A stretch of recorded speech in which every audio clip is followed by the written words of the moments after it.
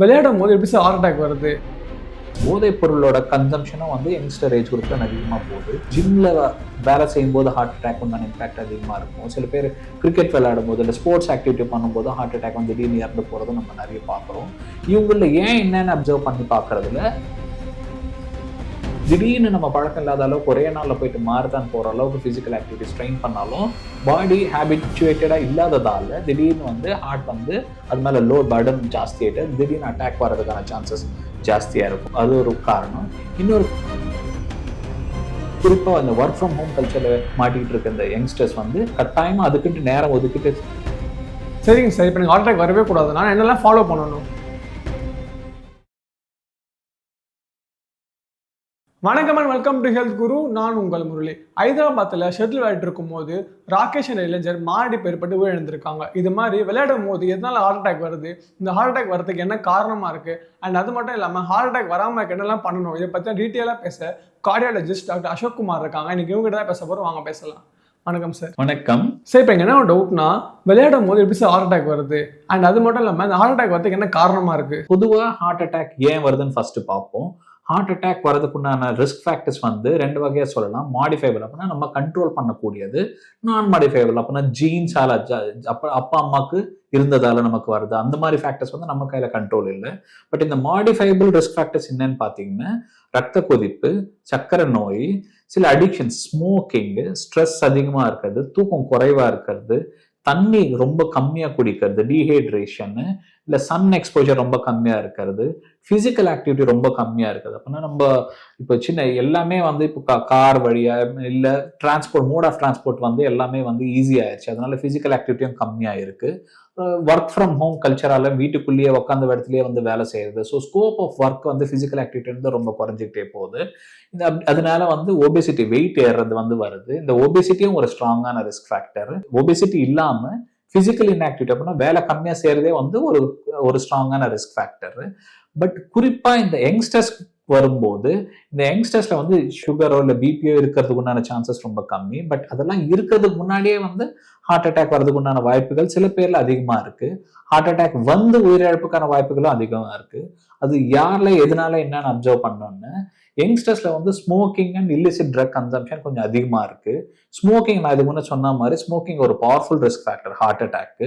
இந்த ஸ்மோக்கிங்கோட தாக்கம், ஸ்மோக்கிங்கோட ப்ரிவலன்ஸும் வந்து ஸ்மோக்கர்ஸ் வந்து யங்கர் ஏஜ் குரூப்ல அதிகரிச்சுட்டே போறாங்க. அதனால ஒரு ஹார்ட் அட்டாக்கோட ரிஸ்க் அவங்கள கூடிக்கிட்டே போகுது.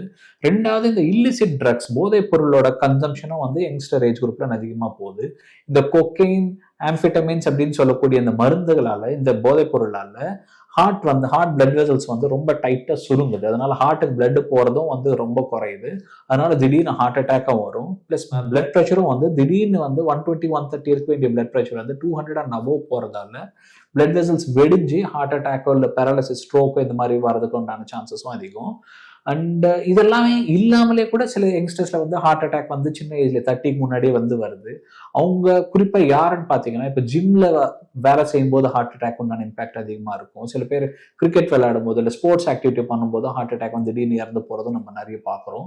இவங்கள ஏன் என்னன்னு அப்சர்வ் பண்ணி பாக்குறதுல ஜிம் போறவங்க சில பேர்ல கன்சம்ஷன் ஆஃப், அதுவுமே வந்து ஒரு இல்லிசிட் ட்ரக்னு சொல்லலாம். அப்படின்னா குவிக்கா மசில் மாஸ் ஏறதுக்காக அனபாலிக் ஸ்டெராய்ட்ஸ் சொல்லுவோம். அந்த ஸ்டெராய்ட் கன்சம்ஷனும் சில இடத்துல கொஞ்சம் அதிகமா அன்பிரிஸ்கிரைப்டு, டாக்டர் பிரிஸ்கிரிப்ஷன் இல்லாம வந்து ஜிம் ஃபெசிலிட்டேட்டர்ஸே வந்து கொடுக்கறதால சில பேர் வந்து ஈஸியா குவிக்கா மசில் மாஸ் ஏத்திக்கலான்ற ஒரு நம்பிக்கையில அதுக்கு அட்ராக்ட் ஆகிறாங்க. அந்த ட்ரக்ஸும் ரொம்ப அன்சேஃப், ரொம்ப ஈஸியா ஹார்ட் அட்டாக் வரக்கூடியது வாய்ப்புகளை கூடி அந்த மருந்துகளால, ஸ்டெராய்ட்ஸால கூடும். இன்னொரு கேட்டகரி யங்ஸ்டர்ஸ் வந்து இந்த ஸ்போர்ட்ஸ் விளையாடும் போது, குறிப்பா பாத்தீங்கன்னா ப்ரொலாங்டு ஸ்போர்ட்ஸ் விளையாடும் போது திடீர்னு ஹார்ட் அட்டாக்கால வந்து இறந்து போறதும் நம்ம அதிகமா அப்சர்வ் பண்ணிட்டே வரும். இவங்கள ஏன் என்னன்னு சொல்லி பார்க்கும்போது அன்அக்கஸ்டம்ட் லெவல், பழக்கம் இல்லாத அளவுக்கு திடீர்னு ஒரு எந்தூசியாஸ்டிக்கா விளையாடுறது ஒரு முக்கியமான காரணமா இருக்கு. நம்மளால எவ்வளவு முடியுமோ அதை கிராஜுவலா லெவல் ஆஃப் ஆக்டிவிட்டியை, பிசிக்கல் ஆக்டிவிட்டி வந்து கிராஜுவலா இன்க்ரீஸ் பண்ணிக்கிட்டே போகணும். திடீர்னு நம்ம பழக்கம் இல்லாத அளவுக்கு ஒரே நாள்ல போயிட்டு மாரத்தான் போற அளவுக்கு பிசிக்கல் ஆக்டிவிட்டி ஸ்ட்ரெயின் பண்ணாலும் பாடி ஹேபிச்சுவேட்டடா இல்லாததால திடீர்னு வந்து ஹார்ட் வந்து அது மேல லோட் பர்டன் ஜாஸ்தி ஆயிட்டு திடீர்னு அட்டாக் வர்றதுக்கான சான்சஸ் ஜாஸ்தியா இருக்கும். அது ஒரு காரணம்.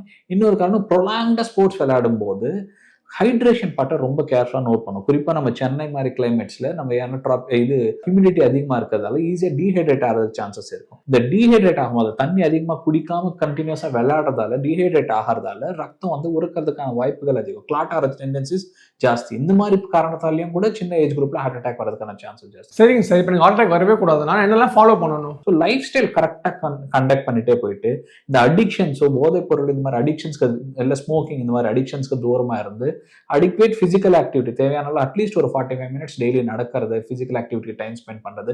குறிப்பாக இந்த ஒர்க் ஃப்ரம் ஹோம் கல்ச்சர்ல மாட்டிக்கிட்டு இருக்க இந்த யங்ஸ்டர்ஸ் வந்து கட்டாயமா அதுக்கிட்டு நேரம் ஒதுக்கிட்டு ஃபிசிக்கல் ஆக்டிவிட்டி ஸ்பெண்ட் பண்றது.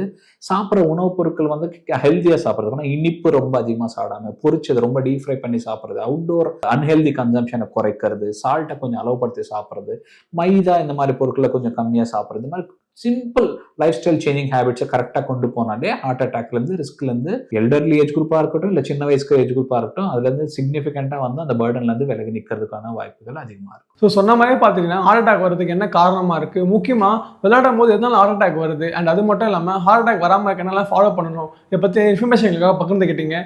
உங்கள் நேரத்தை எங்களுக்காக ஒதுக்குனதுக்கு மிக்க நன்றி சார். தேங்க்யூ.